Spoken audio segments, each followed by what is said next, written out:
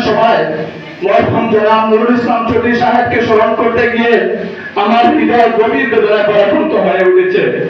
মনের ভিতরে অপূরণীয় শূন্যতা অনুভব করছি। কিছু মানুষ পৃথিবী থেকে বিদায় নিলে তাদের ভালোবাসা, স্নেহ, আদর্শ, স্মৃতি মানুষের হৃদয়ে চিরকাল বেঁচে থাকে।